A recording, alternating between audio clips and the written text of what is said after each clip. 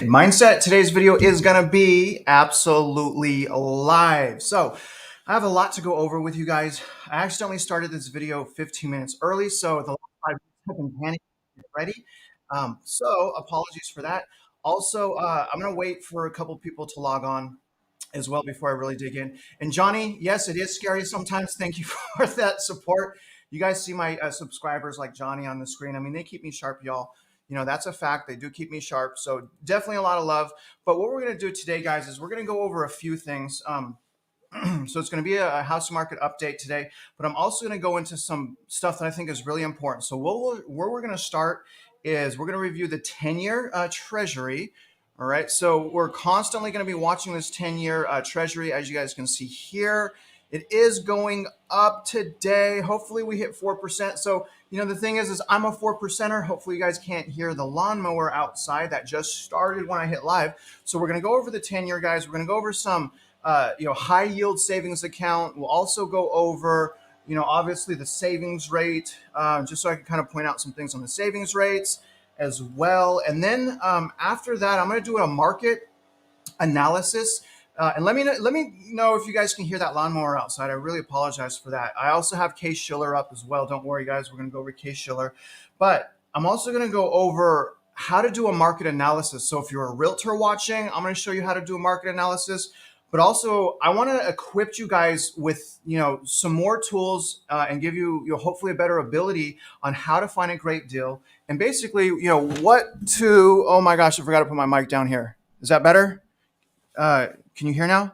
Oh, the lawnmower. Okay, I'm sorry, guys. But anyways, super embarrassing when you're live, you guys. I'm doing the best I can. But I want you guys to know, what you should be talking to your realtors about. And if you're a realtor, watch it as well, because this is really good. So we're going to do a market analysis on Conroe. So I'm going to go out of Kingwood. I'm going to go to Conroe. And I'm going to show you guys a step-by-step market analysis, again, so that you can instruct your realtors how to work for you. Can you guys hear that now? My gosh, that lawnmower is killing me. Like, all I can hear is a lawnmower. Do y'all hear that right now?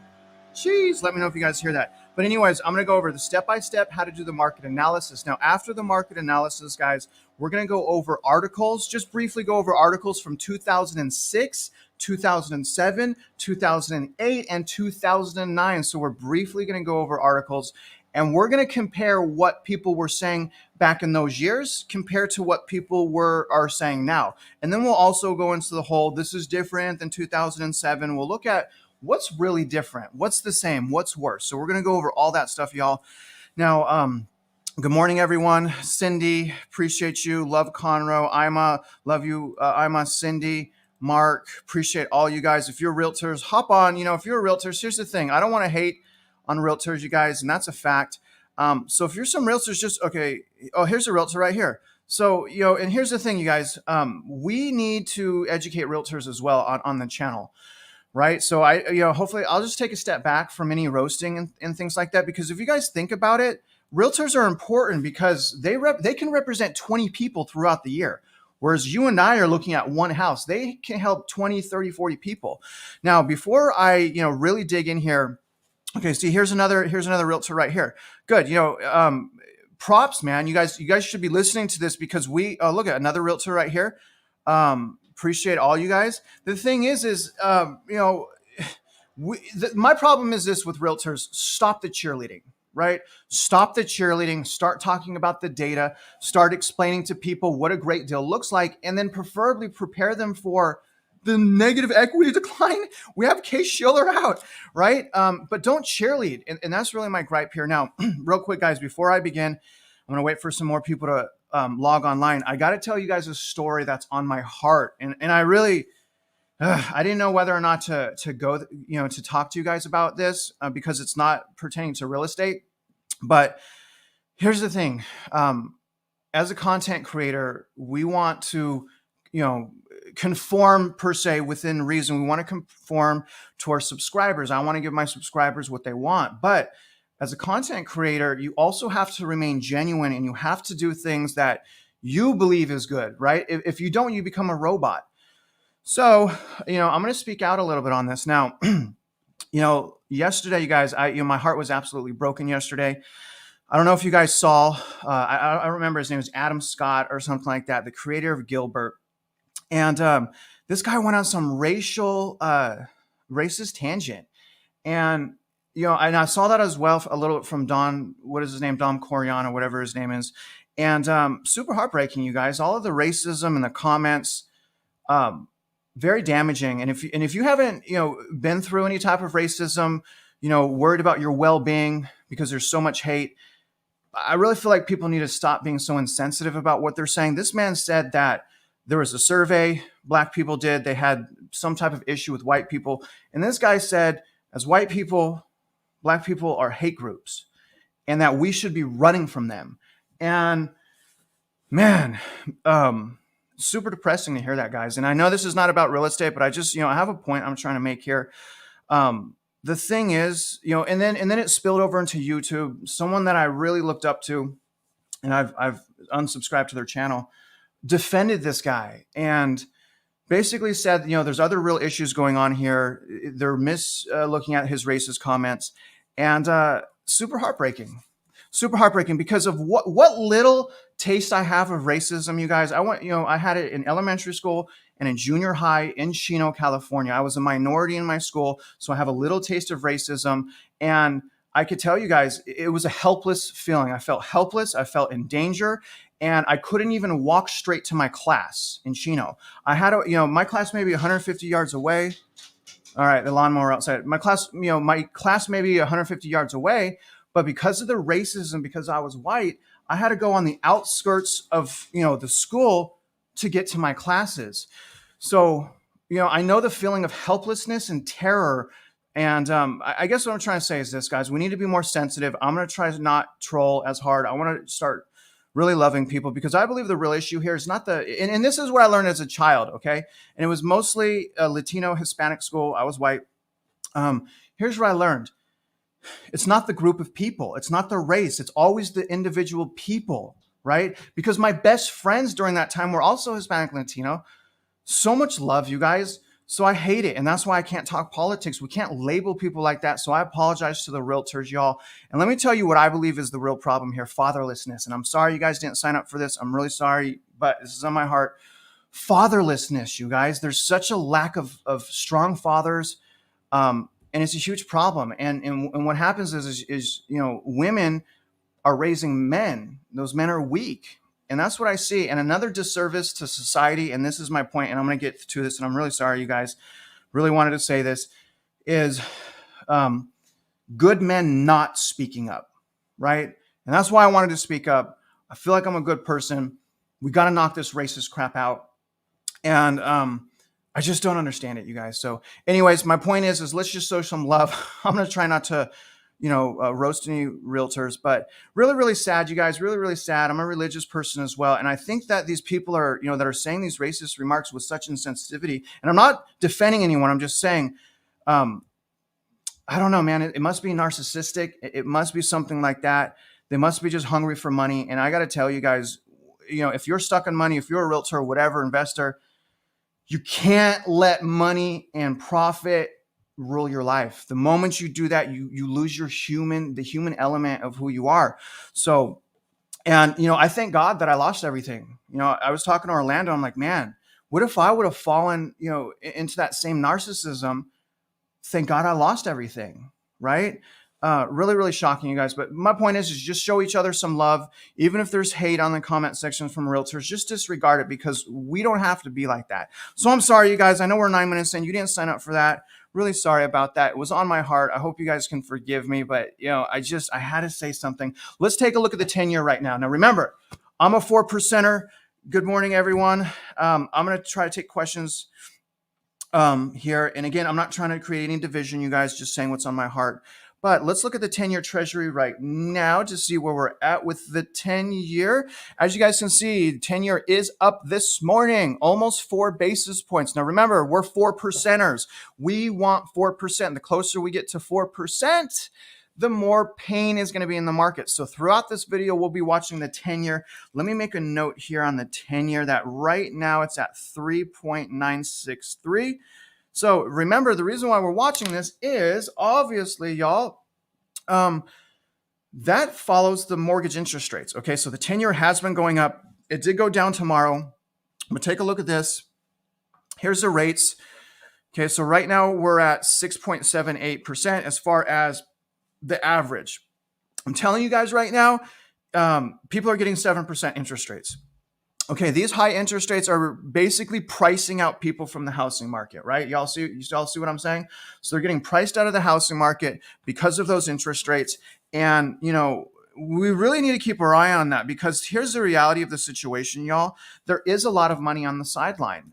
Statistically, there is a lot of money on the sideline. Now, a lot of that money is being used to survive, right? But there's still money on the sideline. And if rates go too low before the housing market properly resets, there's going to be a lot of bag holders. There's going to be, as we saw, there's going to be people running back into the housing market, purchasing homes that they can't afford. So we really need to understand what's going on in the market. Watch that 10-year, you guys. All right. Watch that 10-year. And again, that was on CNBC. But I want to point out another thing that I'm noticing, y'all. Take a look at this. And I appreciate y'all's love. Thank you, DD. Appreciate you. Really appreciate you guys. Yeah, I mean, you guys understand what I'm saying. And I know that I've roasted some people and I shouldn't do that. All right. So I'm going to do a better job. But take a look at this, you guys. Here's the personal savings rate. All right.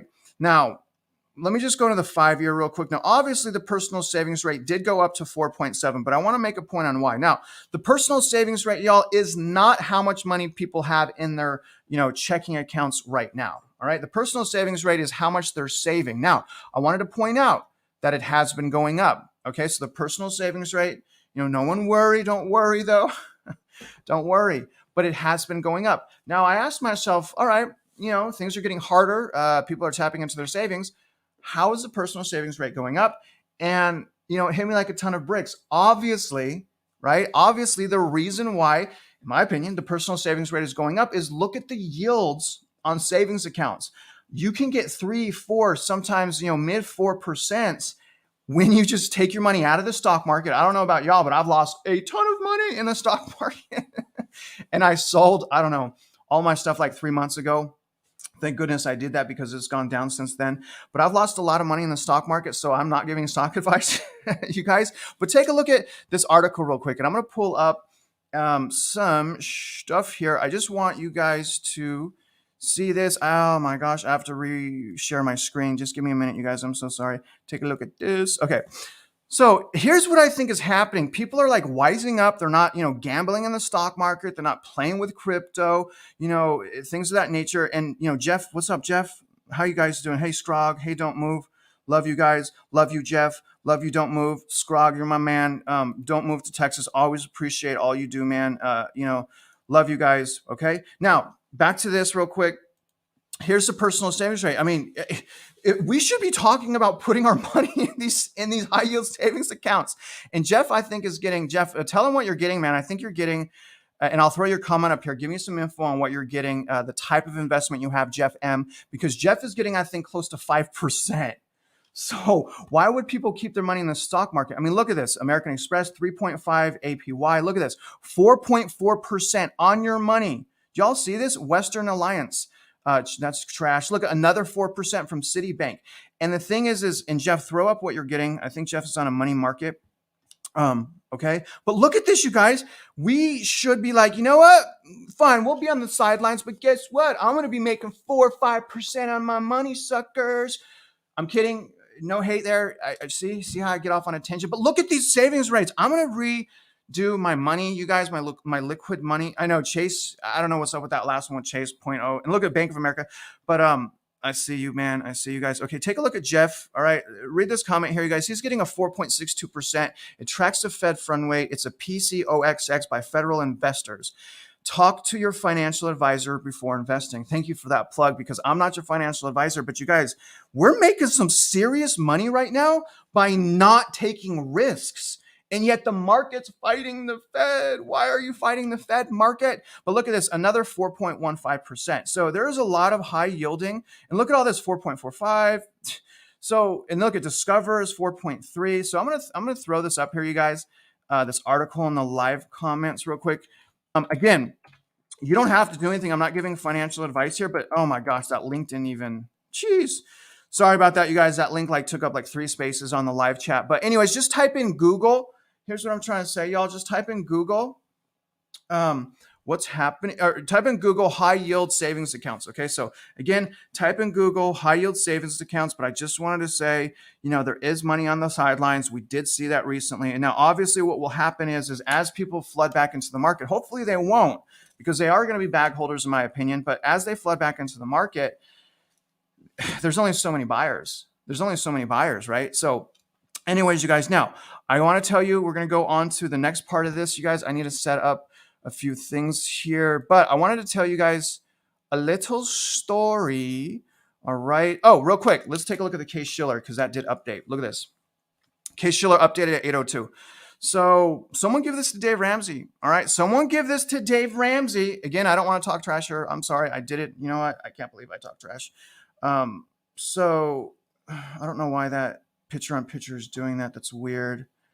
Okay, so I'm going to go here. All right, so take a look at this. This is a Case-Shiller. Look at the steepness of this decline. So we have 2 consecutive months of decline on the Case-Shiller, which is really super duper lagging. But look at the steepness of the decline. Y'all see this very well? Look at the steepness of the decline. Last time we didn't have that type of steepness per se, right? Maybe in the recession, like right in here, we had that type of steepness. But look at how the steepness is starting. That is an absolute rug pull, you guys. And it really goes to show how, look at this run up in equity. Look at this. That run up in equity right here is dooming us so hard right now. So anyways, obviously you guys know that. I think the cat is out of the bag here with that, but that's the Case-Shiller that came out today. Now, let me tell you real quick. I got to tell you a story. Okay. Now I found my dream home. I found it. I found my dream home. I found the home that I can see myself living in the rest of my life. In fact, I had to talk to Jeff M, and I talked him off the ledge. Jeff confirmed that. I talked Jeff M off the ledge.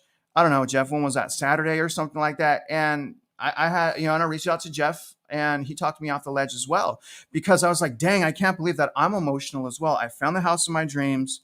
The problem is, guys, I know it's a trap. Because what wasn't my dream was the price. The price, it was still overpriced, but I could afford it. I'm qualified. I can afford it. I have savings. But if I purchase that house, I know that I'm locking myself in and I'm limiting my investor purchasing power. Okay. So home of my dreams. I got emotional. My wife was like, go look at it on your way home from work. Shara was like, go look at it. And man, I was like, I can't look at that house. Because I can already feel my emotion wanting to look at it. My mind was already going like, yeah, I can do this, I could do that. This is how much down, blah, blah, blah, blah, blah. But you guys, if I would have done that, I would have been walking into a trap. So despite like the granite, the crown molding, how beautiful and amazing this is, I know better. But I just wanted to reassure you guys, it was hard. And so just call a friend, right? I have a really good support group. Obviously, you guys know the content creators on YouTube. I have Jeff as well. Jeff is my friend. I feel like he's family. But here's what we're going to do now, you guys. Okay, so let's take a look and see if that 10-year changed real quick, y'all. And what I'm going to do is I'm going to show you guys exactly how a realtor should be helping you. Okay, so I'm going to instruct you guys on if you are in the market, or here's the thing, you guys, in the future. Oh my gosh, I'm going to show you guys this 10-year. Hold on 1 minute. All right, so the 10 years up again. It's about 5 basis points up. So we're at 3.97. How cool would it be to hit 4% on this live video? If we hit 4% on this live video, y'all, I'm going to be big happy. I'm going to be big happy if we do that, okay? But here's what I'm going to do. Let me go back here. I'm still getting used to all these switching these buttons. Okay. I'm going to do a market analysis, and I'm not going to do it in Kingwood. I'm going to do it in a different market. Okay. And I want you guys to pay attention on exactly how I'm doing this, because if you are purchasing a home, or you plan to in the future, not right now, I need you guys to start talking to your realtors and have them work for you. So, and if you're a realtor, watch what I'm doing. Okay. If you're a realtor, watch what I'm doing. If you want to buy your own house, this is how you instruct your realtor. You need to say to your realtor, I wanted a market analysis for 3 years in Conroe. Okay, I'm going to do one on Conroe, but whatever city you live in, you talk to your realtor. They should do this for free. Don't sign a buyer's rep, depending on the state. You tell them, I want 3 years of the home of the area you're interested in, and you want a market analysis that shows average price per square foot for all homes sold for that year. Average price per square foot, median average sales price, and average square footage. Okay, market analysis, average square footage, average sales price. Number 2. And I'm going to show you guys this, and I really hope you guys learn from this. There's going to be so much value here. I'm afraid to give it to you guys because I'm not saying run out to buy real estate, but I need to try to do the best I can to help you understand what a great deal is. Even though 2 years from now, what a great deal is today may be a bad deal 2 years from now. Think about it. So we don't even know if it's a great deal, but I need to give you guys some resources because I know I've been getting the emails. There's just so many people that are going to be buying with or without listening to me. And I guess if you're going to be, there's different reasons to buy, but if you're going to buy, you need to understand what I'm saying. Okay. So we're going to do that. And then I'm going to show you guys some market analysis on rent. Okay. I'm going to show you guys a market analysis on rent. And then I'm going to pull up a mortgage calculator on Google. Okay. That you guys can do yourself. I'm going to use resources now outside of the matrix, outside of being a realtor to show you guys how to come up with a payment. All right. And that's important because remember, what I'm saying is when I purchase a home, I want to be able to, if I have to sell, I want to be able to cash flow at 75% of the median rent. Okay. Just to be safe, you guys, just to be safe. So I'm going to go over all of that right now. All right. So again, if you're a realtor, watch what I'm doing. The 10-year, the 10-year, you guys, let's go on the 10-year. I'm watching it. Oh my God. It's not at 3.98 yet. It's at 3.975. So this may be a little bit boring, you guys. Now, after again this market analysis, I'm going to get to the like really cool stuff, which in my opinion, the really cool stuff is the articles from 06, 07, 08, and 09. Really wicked stuff there. All right, let me set this up, guys. Okay. All right. So first thing I need to do is okay. So if you're a realtor, okay, here's the matrix. Okay. Oh my gosh. Can't believe I showed that there. But anyways, this is the matrix. You're going to log in. All right. Okay. And watch how fast this takes me, you guys. So, and again, remember when I walked away or, when that client said, I wish you would represent people, that was an $18,000 commission. So the time it takes for me to do this, you guys, I mean, think about it. If a realtor makes 10 grand, they should be doing this to your client. And I'm not trying to be mean to brokers. It's just like, stop your cheerleading, start your data analytics, right? Explain what the data. So we're going to start with the market analysis. This is all you do. You go to the sold property right here. Let me zoom in, guys. Really sorry. Okay. I'm going to zoom in more. Okay. Here. All right. Take this off active. You're going to go to sold and you're going to put the date range, you guys. Okay. USDA is a really good, Jack. I'm going to try to get there, brother, but I do like USDA. It does take a long time, but you're going to put the date range in here. Okay. From January 2022 to December. I'm just going to put the 30th of 2022. Okay. So this is going to give me now the list of sold homes for that span, that date span, 2022 date span. Okay. Now I'm going to scroll down here. I'm going to put, again, look at how fast this is. I'm going to put the city in of Conroe. Okay. Now I'm going to go to results. 4,100 homes sold in Conroe in 2022. That's wicked. I'm going to hit results. Now watch this, you guys. I'm going to take some notes here. Okay. Now I'm going to select all of the comps. Y'all see how hard this is? I'm going to go to stats down here. I'm going to put it in tabular form. And now it's going to generate a market analysis. So that took less than 2 minutes. So I don't want to hear no excuses from realtors. I don't want to hear no excuses of you guys not doing this. DTI is way higher, man. DTI is bad. DTI on FHA on the back end, 56.99% of gross income. Not even net income, you guys. It's gross income. Wicked, right? So right now it's like, it's lagging a little bit. It's because it's analyzing 4,000 records. So I'm going to let it do its thing. Okay, here we go. Look at this. Look at this. Boom. We have a market analysis. Sorry if I like screamed in the mic. Look at, we have a market analysis. It took us, 2 minutes? Look at this for the date range of 2022. And for Conroe, do y'all see this?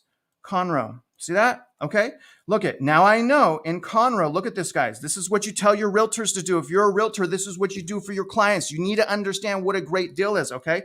So I want you guys to remember, in Conroe in 2022, average home sold for $164.90 a square foot, okay? Do y'all see that? So now we know. Now, obviously, I'm not going to go 3 years back. This is a live video, so times 3 how long this takes me. But I already have one market analysis done in Conroe for 2022. I know average price per square foot is actually right here. I apologize. Is actually this one. This is the adjusted 163.54. I know the average sales price 372,000, and the average square footage is only about 2,300 square feet. Okay, so I have a market analysis. Do y'all see that? Market analysis. Now I'm going to do something. Now I'm going to do my market analysis on the rental market because we have to talk about cash flow and protecting us. So I'm going to do the same thing. All right. Only I've selected rental. Do y'all see that? This doesn't take long. If you're a realtor, please, you guys use this. You guys are in charge of like a lot of people's livelihoods. So please, you guys, stop the cheerleading realtors. I'm not hating you guys. I'm not hating. I do get frustrated though with the cheerleading. I think it's super toxic. I don't want to ramble about this, but y'all need to do a better job. All right. We all need to do a better job, realtors. So here's going to be the sold rental listings. Okay. And then I'm going to obviously put for the city, Conroe, and I'm going to show you guys why this is important. I have almost 1,700 homes that popped up. Let's look at results. Do y'all see how easy this is? Do y'all see how easy this is? I'm going to check all of the listings that sold. I'm going to go to stats. I'm going to go to tabular. We're doing an actual market analysis right now. This is what a realtor should be doing for you, okay? And realtors, if you're lost, what do I do? You're the market. This is what you do. You use the data. Stop cheerleading. Please, you guys, stop cheerleading. Now, and obviously this gets us there. There's more work that needs to be done. CMAs, comps, I get all that. I just did an appraisal class. I know how appraisals work. I teach on appraisals, y'all. But look at this. This is what we know. In 2022, median rented at $1.12 a square foot. Do y'all see that? And also what's helpful is like the average square feet, which is about 1859. Okay, do y'all see that? So now that I have two market analysis, I have a better idea of, obviously, you guys, what a good deal can look like. Okay, understand what I'm saying here. Now that I have this market analysis, I've equipped myself with awareness. Do y'all see? This should be free. Remember how much realtors make. Buyers don't have to pay realtors, but remember how much they make. And realtors, remember how much you make. No hate. Stop cheerleading. Do your market analysis. Do it justice to your clients. Educate them, right? But look at guys, in Conroe, I have this down. You guys don't have to remember, but in Conroe, now that I'm aware, I know in Conroe in 2022, and again, I'm going 3 years back, but I know in Conroe in 2022, average price per square foot for sale houses were $163 a square foot. Average rent was $1.12 a square foot. Okay, you guys tracking with me, right? You guys tracking with me, right? I hope you are. My feelings hurt if you don't. So now let me pull this up, and I'm going to show you guys some things here. I'm going to show you some things. Okay, so now what I'm going to do, now that I'm equipped, I am going to try to do this here real quick. All right, I'm going to pull this up. Take a look at this. Okay. I'm going to hit this button right here. Boom. All right, take a look. I'm going to zoom in. Now, what I did is I have all of the active listings up. These are all of the houses for sale in Conroe. Y'all see this? Now, obviously, I've categorized this by price per square foot. You see? So here's all of the active listings in Conroe by price per square foot. Why is it important to know this? Because now I know that if any of these houses are selling for under $163 a square foot, it's under the median price per square foot. So in Conroe, look at all the properties just on the first page that are under $163 a square foot. Look at it. This entire page, the highest price per square foot, $114. Do y'all see that? $114 is well under $163. Do y'all see what I'm trying to do here? Did that make sense to you guys? Okay, I hope that makes sense to you guys. So now I know in Conroe, and again, I'm going to go back 4 years, 2021, 2020, 2019, but at least I can compare the active listings to what homes were selling for last year, the year before that, the year before that. Do y'all see what I'm saying? Do y'all see I got that $163? Now, let's do one other thing, okay? Let me go back into the matrix real quick. And I'm going to show you guys the rent part now, okay? So let's look at the rent part. I'm going to switch over here because I'm not liking my iPad. Okay, so here's the thing. Here's all of the active listings. We're going to look one more time in Conroe, okay? And I need you guys to hold on with me, okay? This is important. Okay, here's the listings, and oh, these are the rents. Okay, this is rent. All right, let me go back. I'm sorry, guys. We're going to go to rent in a minute. I'm going to go back to single family quick search here. Okay, active. Okay, now we're on active right here. We're going to go to Conroe right now. This is really important. This is how your realtor works for you. Remember what I'm saying. This is how you get your realtor to work for you. This is important. So we're going to look at all of the listings in Conroe. Okay, so here we go. Here's the price per square foot. I'm going to categorize right here. All right, look at that. Okay, look at now. Say that I'm interested in this house. Okay, say I'm interested. We're going to use this house as an example. Say I like this house. I like this price point right here. It's $230,000. It's $108 a square foot. That's well under the $163 a square foot average in 2022. So let's look at this house. This is 230,000. Now we got to make sure we cash flow. In order to make sure we cash flow, we have to take the square footage. So the square footage of the house that we're interested in is $2,128. Y'all see? And this is what we do. Okay, let me get the calculator. Now I said we need a cash flow, right? I said we need a cash flow at, in my opinion, as just a safety in this market right now, I'm going to try to cash flow at 75% of median. Okay, so what we're going to do is we're going to take the price per square foot average of $1.12, okay, which was when? That was in 2022, right? 2022. So I'm going to take this and I'm going to multiply it by 0.75. The reason I did that is that equals 84 cents equals 75% of the $1.12 a square foot. So I'm not using the best case scenario to cash flow. Do y'all understand that? Once I've taken the 75%, I know it's 84 cents a square foot. I'm then going to multiply it by the size of the house, $2,128. Y'all see how I'm doing this? That means if I ever want to rent this house out, median rent, 75% of median rent is $1,787. Y'all see this? Y'all see that? Okay. Y'all tracking with me here? Now look at this. Now we're going to do one other thing here. Okay. Let me go back here. Let me set this up real quick. You guys staying with me? Please let me know if you're following me. You guys comment below. Let me know you're following with me, okay? Because now I'm going to pull up a mortgage calculator, all right? But let me know that you're following me. I really want to make sure you guys are following me on this, okay? Good, good. QB, appreciate you. Thank you, QB. Appreciate that. Appreciate that.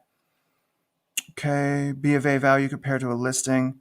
Good, Christy. Thank you. Good. I'm glad you guys are getting this. This is very important. Now, let me show you this, okay? I'm going to show you from scratch.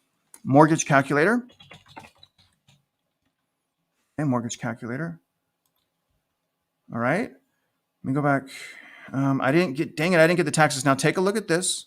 Let me get Christy. Sorry, Christy, I'm gonna get you out of there. Yes, appreciate you guys. Now take a look at this. You're gonna want to get with your loan officer, but this is what I do myself on the fly, and I'm a loan officer. This is a mortgage calculator with Google.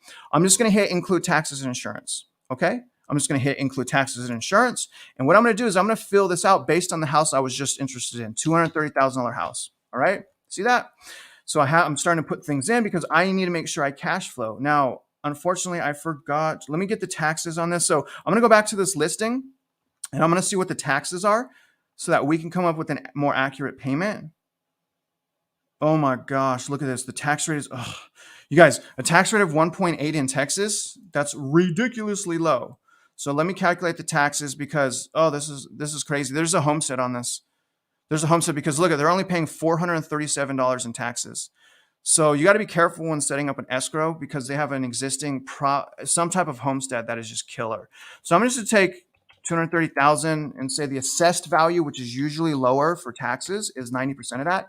So here's the assessed value. Hypothetically, I'm going to times that by the tax rate of 0.018488. Gives me an annual tax rate of $3,000.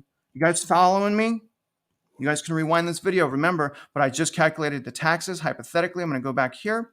I'm going to put the taxes right here. See what I'm doing? Y'all know I have bomb credit. Okay. I know I had my foreclosure, repo, and bankruptcy and tax lien, but I got bomb credit. Y'all, I did it. All right. So I have the taxes here now. Okay. Insurance is too low. I'm going to go up on my insurance, about $1,200 a month. It floods out here. Okay. And I'm not going to put 20% down. I want to start with the least amount of money down. I don't think people should be putting like high amount of money down right now. I think we should remain liquid. Now, look at this. Here's where I'm starting. 5% down. Okay. I've put in my property taxes, my insurance, selected my, look at this. Look at look at the interest rates. Let me zoom in, guys. Do y'all see the interest rates that Google's quoting? I have bomb credit and it's quoting me 7%. But look at this. Okay. 5% down. Am I cash flowing? I am not cash flowing. What do I need to do to get cash flow? $1,787. Okay. So again, this is my cash flow amount. That's my cash flow amount right there. 1787 based on what? 75% of the average rent in 2022. I'm way far from that. If you're investing in real estate, you do not invest in real estate with negative cash flow chasing appreciation. You don't do that, you guys. If you're going to invest in real estate, you must have some type of cash flow. So let's keep playing with this. All right. So let me go 10% down. Look at that. So I put 10% down. I'm closer. Look at, see how close I am at 10%? $100 off. See that? Now, what I like to do sometimes, guys, is I'll pay, look at the mortgage insurance. You have the option on conventional mortgages to pay your mortgage insurance up front so you don't have mortgage insurance in your loan, okay? And usually it costs several thousands of dollars. For me, it was a tax deduction. But let's just say I'm going to pay I'm going to spend, maybe 4 or 5 grand. I'm going to pay the entire mortgage or PMI, private mortgage insurance, off. And look at how close I am now. See that? So that's a strategy I like to do, you guys, for primary residences. Obviously, investment homes cost 20% down. But for primary residences, we're talking about primary residences in my market are cash flowing generally 10% down. Paying your PMI up front is getting us at about 75% of average rent.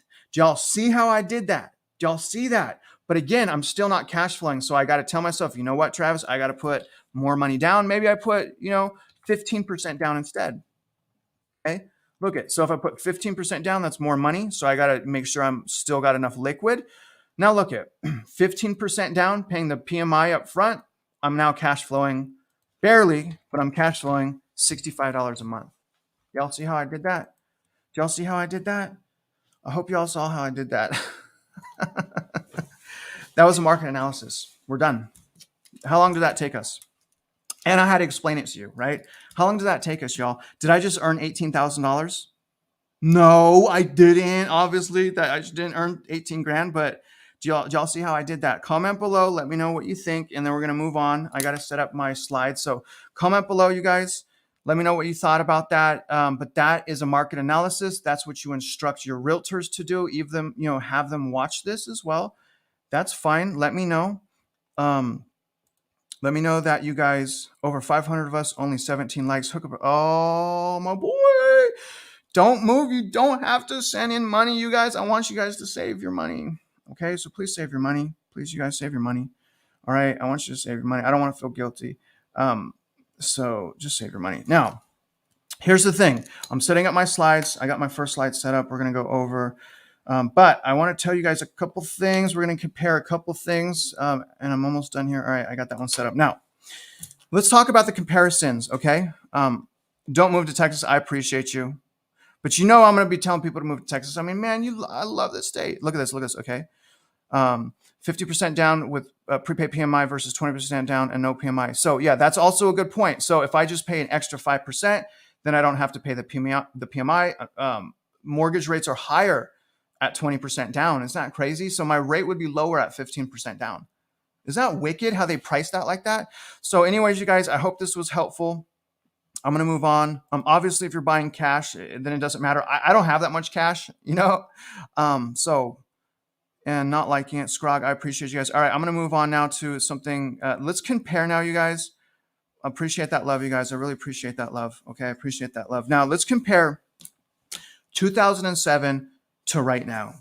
And what I'm going to do, this is crazy. We're going to just briefly, and I'll be done here soon. We're going to look at 06, 07, 08, and 09 in that whole timeline as far as an article, okay? But I want to compare right now what we know the difference is, okay? So right now, we know that comparing to 2007, we don't have hyper supply. We don't have it. Number two, we don't have unemployment. Wait a minute. Let's find out for sure. Hold on. Let's find out for sure, right? Because we don't have unemployment, right, guys? Do you guys agree with that? Do we have unemployment? Look at this. I just want to put things in perspective, okay? Put things in perspective. Let me show you what the unemployment rate was the last time. Okay, the last crash. Let me go and geez. All right. So I just want to put this in perspective. November. Let's go to June. You guys, this is really hard. Let's go to okay, so April 2007. Let's just go April 2007. That's what I can reach, okay? We're at 4.5%. So even though I'm saying that we don't have the unemployment like we had back in 2007, that's not necessarily true because it was only 4.5% last time. Right now we're at 3.4. If you believe those numbers, I think we're more to be honest, 5% unemployment. The way that the numbers are working, I think they're covering up the true unemployment rate. I could be wrong. I'm probably wrong, whatever. But I'm just pointing out, you guys, the last time around, when I say we don't have unemployment, it was barely higher. Unemployment was barely higher last time. So, but again, we don't have the unemployment. We don't have the foreclosures, right? We don't have the foreclosures, right? Here's the thing. I went back. I looked at January 2007, non-current January foreclosures. Listen, 2.8 million. 2.8 million. Okay, that was January 2007. Right now we have 2 million non-current and people in foreclosure. Did y'all know how close we were? Did y'all know that? Now it is different. We have loan modification now, but I'm saying, yes, we don't have foreclosure, but we're not too far off from non-current status compared to 07. Yeah, we don't have unemployment, but we're not too far off from the unemployment in 2007. Do y'all see what I'm saying here? Right?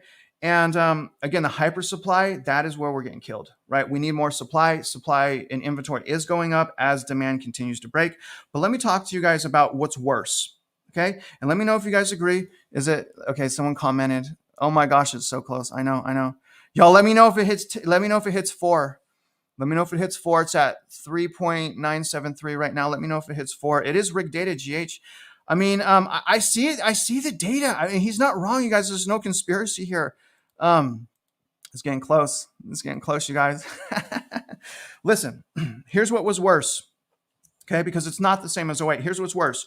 Inflation. Way worse, would you say, right? All around inflation. Inability to do quantitative easing. We have a way less ability to do quantitative easing. And actually, it's so bad right now. Not only can we not do quantitative easing, if they take their foot off the gas for the quantitative tightening, look what happened. People started flooding back into the housing market. All those realtor narratives like, oh, the market's better. Oh, the crash bros were wrong. Psych, Case Shiller just came out, whatever. Inability to do QE. Number 2, look at our society. I mean, Jeff actually brought this to my point. He's like, Trav, no one's talking about how different society is today versus 2007.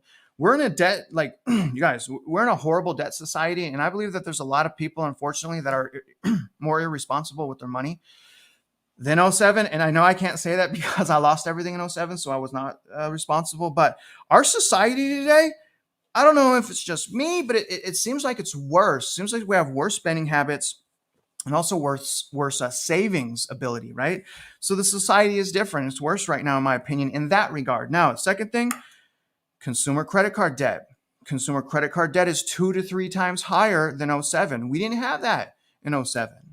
We have a massive potential black swan event happening in consumer credit card debt. Number 2, auto loans. Auto loans are significantly higher as well than they were in 2007. And autos right now are super inflated. The defaults have the defaults have now exceeded 2019. We have it's starting to crack already. So that's worse, you guys. Also, another thing, the rental market.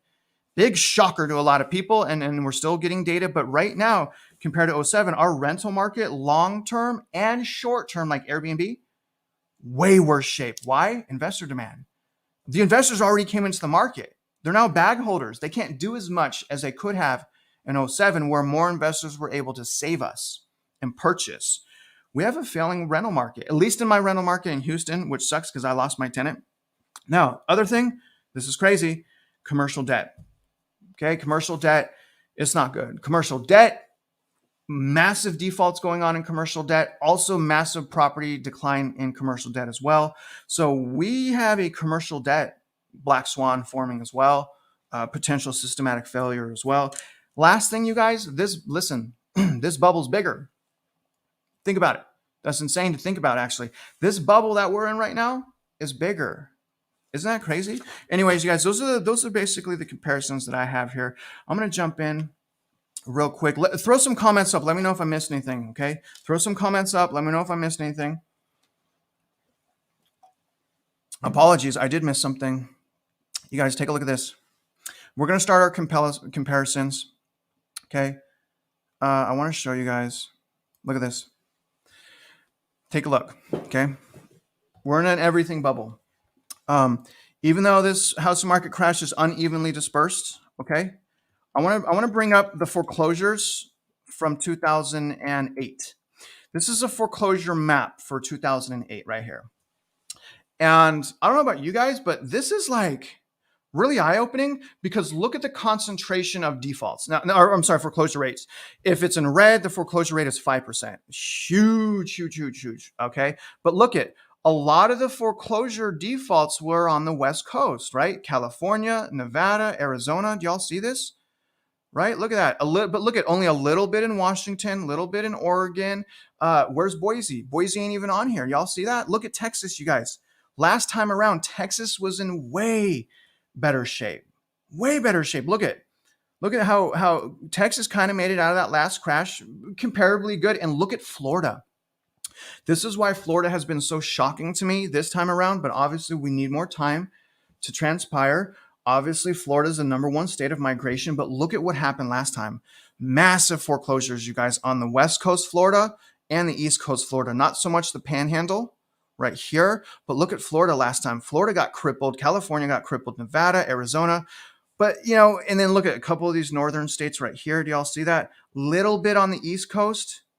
But it was really, I think right now, you guys, maybe we won't have this, the same type of foreclosures, right? Maybe we won't have the same type of foreclosures. But the thing is, you guys, I really think this is an everything bubble. I think it's going to spread way more than we just saw right there on that map. I'm pretty confident of that. So very, very interesting. Exactly, Johnny. That it is something I wanted to do. I'll possibly do that on another video, but I really want to get to these articles real quick, you guys. And let me show you what I have for you, okay? Let's switch this to this, all right? We're going to start, this is crazy. We're going to start with 2007, all right? So I'm going to go over an article. I'm not going to read the whole thing. I'm going to read 3 paragraphs. And again, when I'm reading this, understand what I'm reading is from 2007. This is an article from 2007, and I want you guys to see if you hear any echoes of what is in this article compared to what is going on today. So I'm going to be fast, you guys. I know we're 47 minutes in. The housing market is in the worst, again, 2007. And again, people were still buying in 2007. People were still buying. Here it is. The housing market is in the worst downturn since the Great Depression, and it's taking the rest of the economy down with it. Most forecasters insist there won't be a recession. Y'all remember that? Most forecasters in 2007, same freaking narrative, people saying there won't be a recession. Is that insane? Is that insane? Anyways, although the August job losses forced, this is in August 07. They're saying in August of 07, the job losses forced even optimists to acknowledge, right? They were forced to acknowledge that the meltdown is causing serious economic problems. When it comes to recessions, the professionals seem to be the last to find out. See you later, Jeff. I don't know if you're leaving, dude. See you later, bro. Look at this, you guys. Look at this. This is such a good point. This is why I'm saying, like, society, these smart people are failing us, and they failed us last time. Look at this. Okay, again, when it comes to recession, the professionals seem to be the last to find out. Man, a little bit wobbly there. It's the morning thing, you guys. I got to shake my nerves. But anyways, the professionals were the last to find out. On the eve of the last downturn in the fall of 2000, the Blue Chip 50 forecast predicted solid growth in the following year. Let me read this other part right here for you guys. The downturn should not have been a surprise. Do y'all see what this is saying right here? The downturn should not have been a surprise. Do y'all agree with that? Again, the last downturn should not have been a surprise. but yet it blindsided millions and millions of people. It's really crazy sentiment. The downturn should not have been a surprise because, look, it should not have been a surprise because house prices rose at an unprecedented rate. Just like right now, house price should not have been a surprise. House prices rose at an unprecedented rate over the past dozen years. For 100 years, from 1985 to 1995, home prices nationwide increased at the same price as overall inflation. So, what is that, 100 years of fundamentals? And then it came crashing down. And that's why so many people were blindsided, and that's why people are holding on to that narrative. Since 1995, inflation-adjusted home prices have risen by more than 70%. It should have been clear, here we go, I like this, it should have been clear to economists that this run-up was being driven by a speculative bubble. How many houses do we have vacant right now? Isn't it like 13 million? And that's like really to Florida. So Florida have some hope. You guys have a lot of speculation, super lot of speculation. Holy smokes. I just saw a comment from Carbon. Carbon, what's up, man? I'm going to throw his comment up here real quick. Read that comment, you guys, and I got to move on. Love you, Carbon. Miss you, man. Love talking to you. Anyways, let's go to this last part in this article, you guys. Okay, let me see here. Where's this last part? Here we go. Look at this. Let's look at these metro areas on here. This is 2007. Everyone blindsided. The professionals blindsided. Economists blindsided. Carbon, love you. Everyone blindsided. Look at these cities. The price data also scream trouble. Formerly supercharged markets like, you guys ready? Las Vegas. Las Vegas is always on this list. Miami. We want Miami to go down. And San Diego. What? Are experiencing double-digit price declines, while the slightly less bubbly markets of New York, Boston, and Washington are seeing declines in the single digits. With record number of unsold and vacant homes, it is difficult to see how prices would stop falling anytime soon. So really what we're missing out of this first one, y'all, is what? What are we missing in this housing market right now that we need desperately? I want you guys to throw it up. What are we missing in this housing market that if we have, it's going to keep crashing? Tell me what you guys think, okay? As I set up this next article, if you guys can, tell me what you think we're missing. You guys should know this. You guys should know this. And then we're going to go into a 2008 article, okay? But let me set up the article. Tell me what we're missing. Tell me that we're missing. If we had right now, we would probably be going through a crash like horror. Yeah, exactly. Eddie got it. So boom. Eddie got it. Catherine got it. I agree, but really, you guys, we need distressed inventory, right? Inventory, more supply. We do, and that's why the rates have to be 7%, right? When we have like hyper supply, the rates probably won't have to be 7%, but we need inventory right now. The moment we do have hyper supply of inventory, we're good. We're good to go. All cylinders firing, right? And I think that's when they pivot. I think that's when the Fed pivots. But we have to stifle the inflation in the housing market first in order to do that. Obviously, you guys know that we do need inventory. So now I'm going to go into another article. Take a look at this. This is crazy. I love these articles. This is from 2008. Take a look, y'all. This is from 2008. I love this article because we just had a whole bunch of articles talking about the housing market lost $2.3 billion in 2022. Remember, and I just put out a video. It's called Flash Crash, right? Or something like that. I can't remember the name. But look at right now, in 2022, we had a $2.3 trillion drop.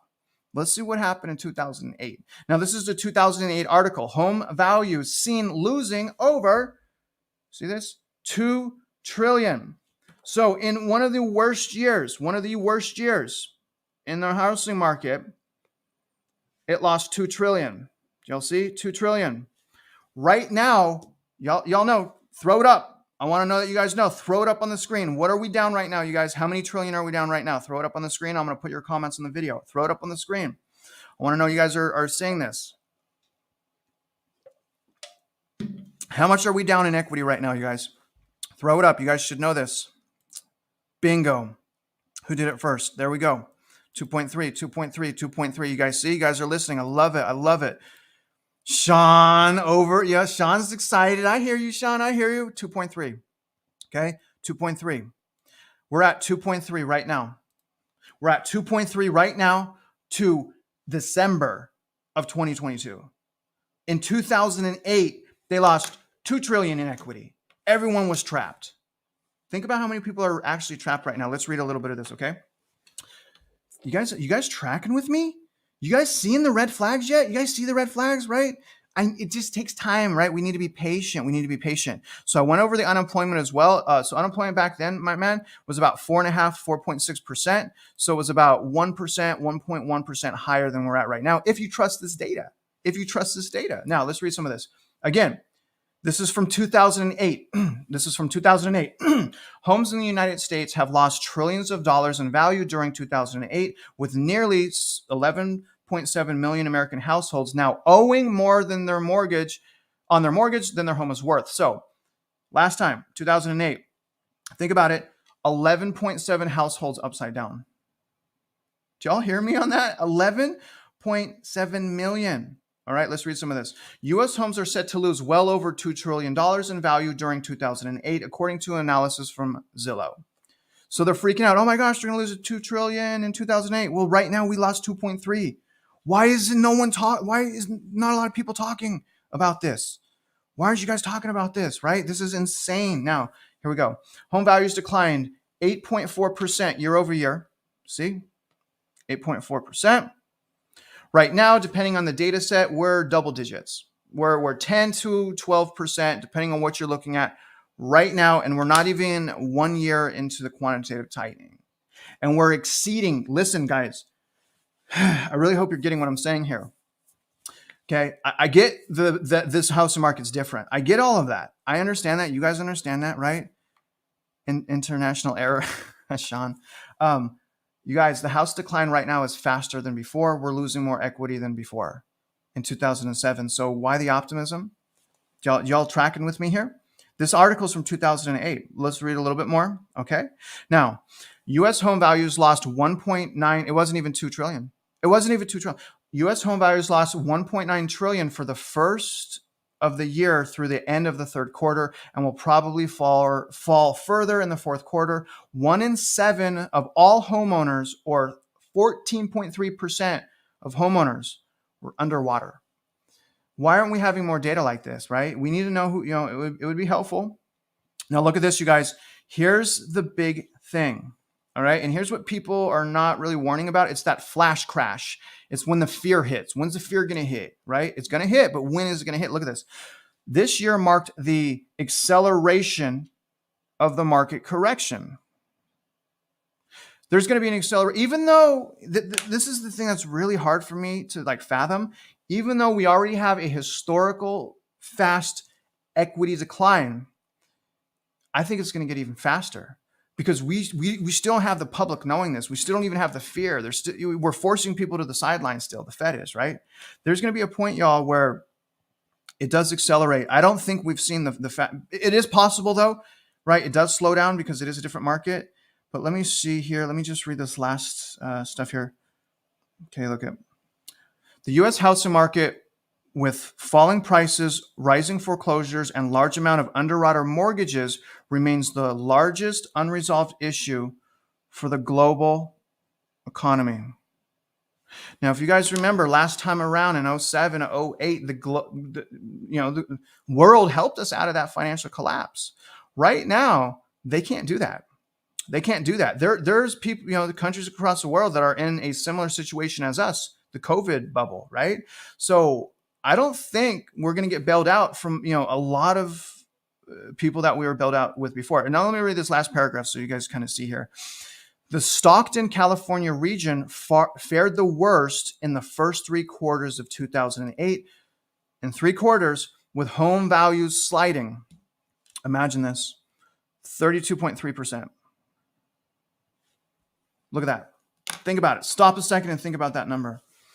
32.3%. And that's why I lost my house. I felt like I lost $300,000 in equity overnight. In Stockton, the average home, first 3 quarters, 2008, dropped 32%. That's crazy, right, guys? Isn't that absolutely nutso? So anyways, guys, I'm trying to provide awareness. Let me set up my next slide here, but I want you guys to comment. Okay, do me a favor, you guys, comment if you can. We're gonna go through 2 more articles. Let me look at the 10-year. 10 years only up 3 basis points now. Comment on what I just read, please, guys. And then we're going to go into a 2006 article. All right. Comment on what I just read about, basically 1.9 trillion versus to the 2.3 trillion we're down right now. And then I'm going to pull up a 2006 article. But go ahead, if you guys comment on what we just read. Good morning, John. Appreciate you. Appreciate you guys. You guys throw some comments up about what we just read here. Let's see. Look at this. Maybe that's why the unemployment rate it appears low, right? Because they're counting people twice, 2-3 times based on how many jobs they have, right? You guys agree with me? I want to throw up some comments on the screen here, but dang it, an ad popped up here.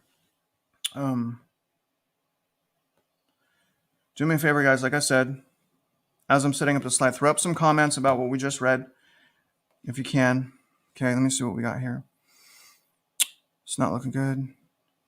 Okay, I'm going to throw this up. Oh my gosh, I was way high up on here. Let's see here. All right, so carbon, if you have a 3% submortgage rate and you divorce your wife and spouse, exactly, divorce, health issues, things of that nature. I mean, there's many reasons, many reasons. Okay, many reasons. Let's see here. I've been busy with refi and purchases, closings. Griffin, probably because rates went down. Am I right, Griffin? Are you seeing? So Griffin, tell us what you're seeing when you're signing closing papers as far as interest rates. You seeing 7% yet? Like they're at roughly right now, or high 6s, right? Tell us what you're seeing, Griffin. What rates are you seeing right now? Are you seeing any of the current rates on those closings? Let me know. Let me know. Was investors look at? So this is interesting. Oh, darn it, I just lost a comment. Okay, so here's a comment, and then I'm going to move on to the next article. Okay, look at this. Y'all bring up some really good points. Y'all bring up some really good points. Okay, so look what my boy's saying here. Okay, and then I'm going to bring up your comment, Griffin. All right, so in what he's saying is a primary cause, like the article a little bit that we just read of 08 crash was investor speculation, not subprime buyers. Now, I'm going to disagree a little bit. The subprime buyers, I saw that catastrophe. But guess what? Guess what we have right now? More speculation. Probably, maybe even double. Let me know if we have double. I think we have double the speculation, which is when investors buy homes to hold, right? So, good point. Thank you, guys. You see how we just make each other stronger? Here's Griffin. Look at. So he's like, yeah, refinance is going up, purchase is going up, but he's seeing 5 to 6% rates. He's seeing 5 to 6% rates. Rates just went up, you guys, to the high 6s, 7%. Again, they had to do it because too many, people were coming back into the market. All right, now let's go into this next article. Okay, and I'm almost done here, you guys. I really appreciate you tagging along with me. Okay, so this is cool. We're going to compare a little bit about this. Okay. Again, this article was end of 2006. This is the end of 2006. This article is trying to warn people. This article here is trying to warn people. Let's read a couple things, okay? Again, this is the end of 2006. For the overall U.S. economy in 2007, the overwhelming consensus view is for a what? What does this say? What does this say? It says what? Soft landing. Do you see this? Look at. Have you heard that before? This is from the end of 2006. Do y'all see? Y'all hear the same echoes? Comment, let me know. Do you guys hear the same echoes? Do y'all see what I'm saying here? It's the same thing. Hoping for a soft landing with real GDP growth between 2.5 and 3%. This is right before the major financial collapse. This is an article right before the major financial collapse. Am I the only one that's blown away here? 2.5 and 3% GDP, although there are several frequent mentioned risks of this view, such as, okay, look at the risk they're saying. Look at the risk they're saying. So not foreclosures, look at risk such as, look at the first one, inflation. Isn't it funny back then they're crying about inflation? We have real inflation. We have devastating inflation right now. What's the next one? High energy prices. Don't we have high energy prices right now? Isn't there a war right now, y'all? Isn't there a war right now? I was looking at the 10-year. Isn't there a war right now? We have high energy prices. Look at this. Currency crisis? Whoa. Currency crisis? Don't we have a currency crisis from the money printing? See what I'm saying, you guys? Y'all see what I'm saying? So anyways, let's keep going down here. Okay. Here's the thing. Let's start by what we know. This is what we don't have. On top of all those things, look at number one, this is what we're missing. Inventories are at record levels. Okay. So back then, just put this in perspective, starting 2007, look at 4 million homes for sale. So we're what? We need 3 times the inventory right now. But then again, we're in worse shape in this market in some ways. If we have 3 times the inventory we have right now, you guys, it's going to be a total disaster. It'll be a total disaster. Okay. Let me keep going down here. Okay. Look at this. Number 2, households are already dedicating a record percentage of their income to their mortgage obligations. Okay. Do y'all remember the unaffordability chart I bring up from Black Knight?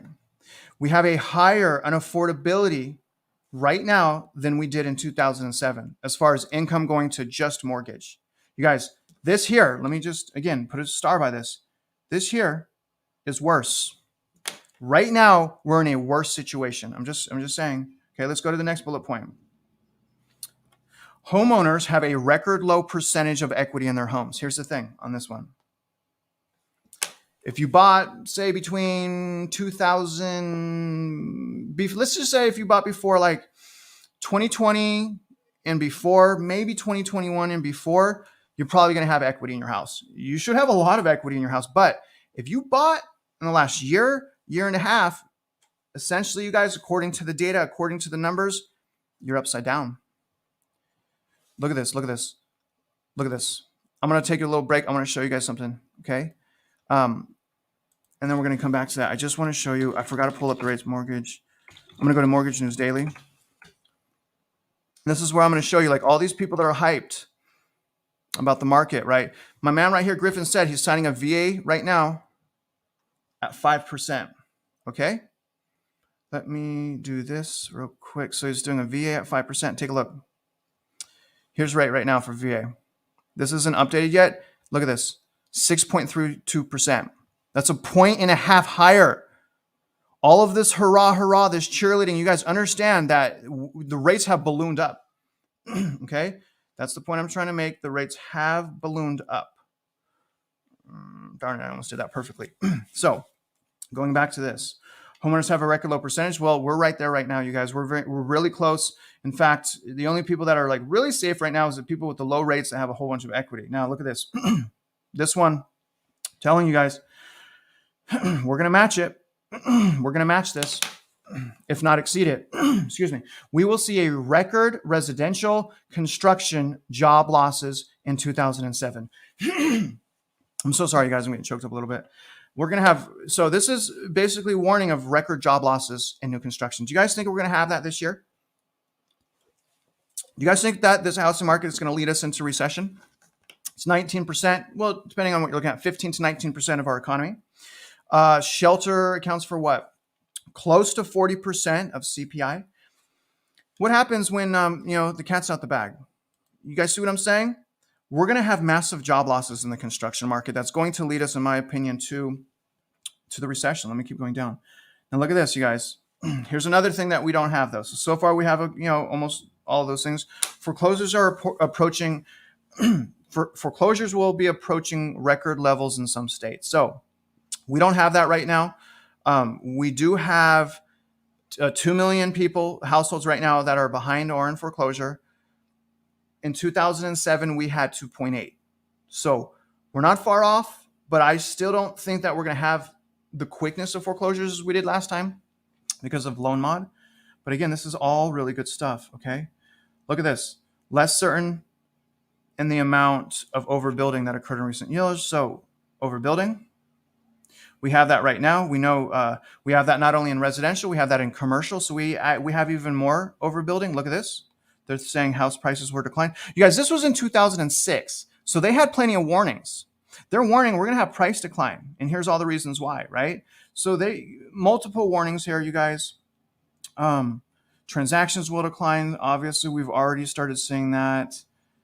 Let me see here if there's anything else I want to cover. Look at here as well. Mortgage equity withdrawal will decline. That's your HELOCs and that's your refinances. Refinances right now, I think, are down to 1995 lows. Just saying. So yes, it's not the same market. Some things are worse, some things are better.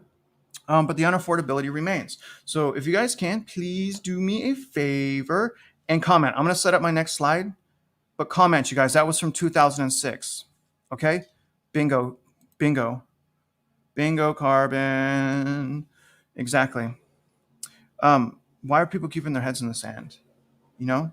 Why are people keeping their heads in the sand? And we're going to end this, guys, by accessing, like I said, 2009 article, but throw up some comments. Let me know where you guys are at with what I just read. Let me know if anything hits you, with what I just said. For the month of February, I did. So yeah, again, do y'all see what I'm saying here? So case in point, and actually, Griffin, I remember you came on my channel. I appreciate you, my man. When rates went, what, Griffin, would you say like 6.25, under 6.25, everyone rushed into the market. He had 72 real estate closings in February. I could tell you, people ran back in and started buying overpriced houses. Now, I will also say, there are only so many, that will only last so long. There are only so many buyers that can even afford. And all of the people that can afford to buy right now, it's just sad because I think they just became bag holders. They just got locked into their house. They just chained themselves to their house. And that's what I would do if I bought my dream home. If I buy my dream home right now, I'm going to chain myself to my dream home so it doesn't sound too bad, right? But I'm also going to limit my ability to invest in the future. And I don't want to limit my ability to invest in the future. Do y'all see what y'all tracking with me? Y'all tracking with me? All right, let's see here. Thank you, Alex. I appreciate you, man. Appreciate you guys. Let me just pull up this real quick. This summer, we'll write the future of tons of Airbnb. Oh, yeah. The thing is, that's in short term. We went over that. We have a worse rental market right now. Good, Mike. I'm renting as well. I hate it. I hate it. I absolutely hate it. I hate renting, but it makes the most sense right now. Okay. Anyways, you guys, I'm gonna read this last article. Okay, with you right now. All right. Now this one here, this one's cool, and I won't read it all. Okay. I'm not gonna read this all. I am. This is an article from, if you guys can see, y'all see, January 2nd, 2009. This article is from January 2nd, 2009, and I really like this. Let me remove that comment. And I'll take some questions here after I'm done reading this. If you guys have any questions, I know we've been on a long time, okay? Look at this. Okay, 2009. The current economic crisis is raising many legitimate questions, listen, about the failure of economists and financial analysis to foresee the housing bubble and warn of its collapse. I'm going to read that again. I want you guys to listen to me really, really carefully here, okay? 2009 article came out and it's saying, there's many legitimate questions about the failure of economists and financial analysts to foresee the housing bubble and warn of its collapse. Same thing right now, y'all. I'm just saying, same thing right now. Okay, let's read a little bit more. There were, in fact, many warnings dating back more than 7 years. Again, last time around, blindsided millions of people. Millions of people. There were many warnings. Just like right now, there are many warnings. Now, I don't have a crystal ball, but I do know there are many warnings, right? Anyways, but in the euphoria of rising home prices, no one listened. This is so crazy. Is this like an article in the future? Is this like a 2024 article? I feel like this is 2024 talking to us right now, but this is not 2024. This is 2009. This is a 2009 article. As time went by and no crash occurred, many of those doing the warning lost credibility or decided that perhaps they were wrong and moved on to other issues. Do y'all see this? Now, I'll be honest with you, because I really genuinely care about what I'm telling you guys, and I'm also walking this out for my family and I. When we didn't have the crash continue in January and February, people started coming in the market. Um, you know, People started making videos and whatnot, and basically, oh, they lost credibility. But the fact is like, even though I had a little bit of that insecurity, I stayed hyper focused on the data. I stayed hyper focused on the problem, the unaffordability, the massive run up in equity, the like really important things I stayed focused on. But society, gets tired of hearing about housing market crash, which, by the way, my 1 year anniversary is in 3 days. Sometimes I get people comment like, oh, I've been following you for 2 years. I'm like, brother, I haven't been doing this for 2 years. I haven't even been doing this for a full year. So my 1 year anniversary is basically March 1st. I wasn't monetized to March 16th, but do y'all see what I'm saying here? As time went by, no crash occurred. So that's what happened January, February. People are like, oh, the crash bros, they suck, right? Many of those warning lost the credibility or decided that perhaps they were wrong, moved on to other issues. Think about the sentiment here. Do y'all hear what this is saying? I mean, isn't this really heavy? I don't know. I think it's heavy. So anyways, he goes on, blah, blah, blah, blah, blah. I'm going to just see if I can read this last paragraph, and then I'm going to conclude. You guys, we've been on a long time. We'll look at that 10-year. Okay. Look at this. Let's read these last two paragraphs and we'll be done. This is a 2009 article. There were many economists who did see it coming, but there were many others of equal or greater authority who repeatedly insisted that there was nothing to worry about. So even though there was some economists that were trying to sound the alarm, there was an overwhelming amount of other people that insisted there was nothing to worry about. This is 2009. Okay, this is an article 2009 telling you what happened the last time. Do y'all see that happening right now? Do y'all see that happening? Johnny, that's funny. Do y'all see that happening right now? Under the circumstances, ordinary investors can hardly be faulted for taking actions that unwittingly fueled the bubble. That's what happened January and February. People try to come back in and fuel the bubble once again. Luckily, that 10-year went up, locked them back out. I'm just saying, under the circumstances, like you said, adding to the bubble, and are now having disastrous consequences for themselves and the nation. So you buy right now, it could be disastrous consequences for yourself, and you would be fueling the problem. I hate to say that, guys, but I mean, do y'all see the same thing here? All right, last thing here. Okay, last paragraph. Unfortunately, it is the nature of economic and financial forecasting that being right too soon is insignificantly different from just being wrong. Insane. So they're saying that people were warned too soon. So I've been warning you guys for about 11 months, actually almost 12 months. Is that too soon? I think I hit the curve right perfect. I wasn't talking about this 2020. I wasn't talking about this mid-2021, although I took action personally in 2021. And foreclosures that are wrong when most of their community is also wrong never suffer for it. So this is basically saying everyone was wrong, everyone was blindsided, and there's essentially nothing that society can do about it, okay? In other words, you guys, I hope what you guys got today is multiple red flags. I hope that we looked at some insights from 06, 07, 08, 09 to see that it is rhyming, to see that we should be cautious, to see that we should be patient. And I also hope that I gave you guys some helpful tools. At the beginning of this video, we went over how to do a market analysis, how to have your realtor work for you. And if your realtors, I really hope you guys got value as well, because think of all the people that you're influencing, right? So I hope everyone did good, you guys. I'm going to conclude here. If you guys have any questions, throw up some questions. I'm going to try to link some of these articles when I'm done with the live, okay? So amazing vibes. What I'll do is after this live, I'm going to go to my video description and I'll link these articles, okay, man? So wait for that. You guys have any questions, you guys? Let's see here. Okay, here's a question. PJM, I'm getting a VA mortgage. My mortgage broker says after March 15th, mortgage rates will decline. Do y'all see this? I want you guys to look at this question. Talk about being negligent. Decline sub 5%, so don't buy till then. What are your thoughts? Well, first of all, I think your mortgage... so he's saying hold off on buying. Okay, so I think that is good advice to hold off on buying, but the fact that he's saying in 2.5 weeks, mortgage rates will be under 5%. You guys, I don't know what he's smoking, but it must be the good stuff, if you know what I'm talking about. I think that's horrible advice. I think it's foolish. I think it's negligent. And but I do like that he's saying, wait, why isn't Dallas dropping like Austin? Austin was a bigger boom town. It exceeded, fundamentals a lot quicker, a lot harder. A lot of people moved there for jobs. Job market took a dump, right?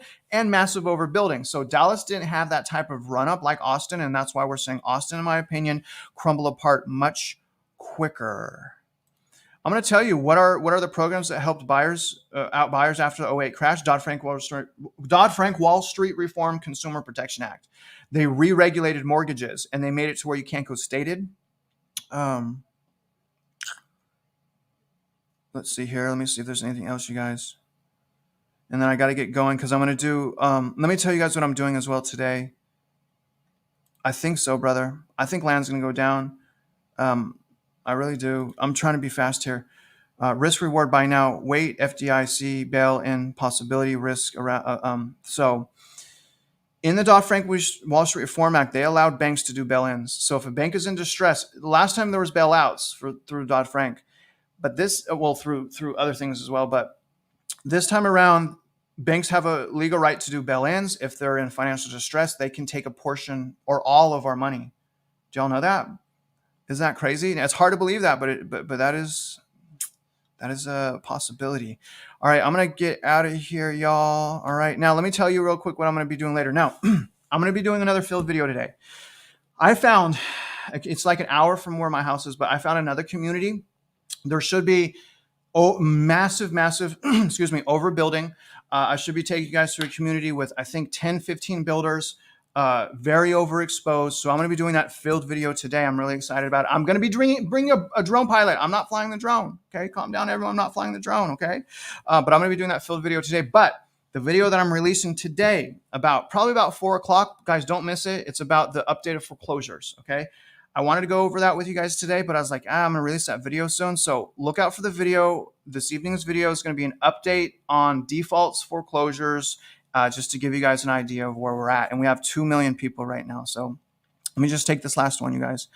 My hubby has a W-2 job. I'm self-employed for 22 years. Will we be able to get a conventional loan? The thing is, Cindy, the reality is I don't know. It's more than just income, but that's just income. You have to calculate DTI.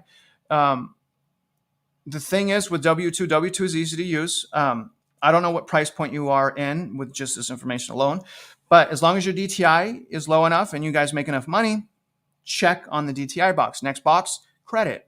Make sure you have great credit, especially conventional. Conventional wants you to have great credit. Make sure you have great credit and down payment and assets. Minimum down for Home Possible and Home Ready conventionals, first-time home buyer program, which means you haven't owned in 3 years. So it's not really first-time home buyer. 3% down. So there are conventional programs 3% down. Normally it's 5% down. If you have 20% down, you have no PMI. Okay. You guys, I'm gonna get out of here. I appreciate you, Max. But I'm gonna go, you guys. I have to get ready. I'm gonna throw again. Don't miss that foreclosure video today. I don't know when.